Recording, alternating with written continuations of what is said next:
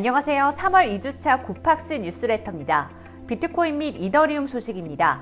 지난 9일 오후 비트코인은 4만 달러를 돌파하며 소폭 반등하는 모습을 보였으나 그 이후 4만 달러 근처에서 거래되는 등 등락을 반복하는 모습을 보이고 있습니다. 이더리움도 같은 시기 유사한 움직임을 보이며 2,600달러 선에서 거래되고 있습니다. 조 바이든 미 대통령의 가상자산 관련 행정명령에 대한 기대감과 우크라이나, 러시아의 외교적 해법에 대한 기대감이 일시적으로 가격 상승에 영향을 주었던 것으로 보여집니다. 블룸버그는 지난 7일 조 바이든 대통령이 이번 주 내 가상자산에 대한 미국 정부의 전략을 담은 행정명령에 서명할 것이라고 보도한 바 있습니다. 실제로 8일 미국 재무부 홈페이지에 관련 내용이 담긴 성명이 잠시 게시됐다가 삭제됐다는 보도가 잇따르며 비트코인은 순식간에 4만 달러를 돌파하며 급반등했습니다. 그리고 9일 미 정부는 바이든 대통령이 행정명령에 서명했다고 공식적으로 밝혔습니다. 해당 내용에는 구체적인 입장이나 새로운 규제가 포함되어 있지는 않았지만 앞으로 주요 정부 기관들이 가상자산 분야의 정책을 만들어 나가는 데 있어 방향을 제시했다는 점에서 의미가 클 것으로 보여집니다. 장기적으로는 제도권 안착이라는 긍정적인 요소로 작용할 것으로 보이지만 해당 이슈로 인해 비트코인과 가상자산의 가격이 단기간 내에 급등한 점을 미루어 보아 단기 변동성 확대 가능성에 대해서는 유의해야 할 것으로 보여집니다. 다음 소식입니다. 미국의 올해 첫 금리 인상이 결정될 수도 있는 미국 연방공개시장위원회 회의가 다음 주로 예정된 가운데 실제 금리 인상 폭이 얼마일지 살펴보셔야 할 것 같습니다.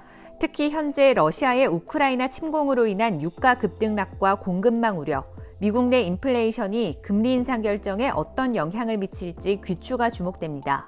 경기 침체와 인플레이션이 더불어 발생하는 스태그플레이션에 대한 우려로 향후 금리 방향성에 대한 전망이 엇갈리는 가운데 시장 예상을 벗어나는 금리 인상을 단행할 경우 변동성 확대 가능성이 있으므로 이에 유의하시며 투자를 이어나가시기 바랍니다. 한편 우크라이나와 러시아 간의 외교적 해법에 대한 기대가 커지면서 국제 유가는 10% 이상 하락한 반면 미 주요 증시는 2%에서 3% 상승하며 반등에 성공했습니다. 지난 7일 우크라이나와 러시아의 정전협상 3차 회담이 인도적 통로 개설에 있어서 작게나마 긍정적 진전이 있다고 알려지며 외교적 해법이 있을 수 있다는 분위기가 형성된 바 있습니다. 하지만 양국 간의 핵심 안건인 영토와 안보 문제에 대해서는 여전히 이견을 좁히지 못한 것으로 밝혀져 대치 상황은 당분간 계속될 것으로 보이며 이는 자산 가격에도 지속적으로 영향을 줄 수도 있습니다. 이어서 국내 소식입니다. 어제 진행했던 제20대 대통령 선거에서는 윤석열 국민의힘 대선 후보가 최종 당선됐습니다.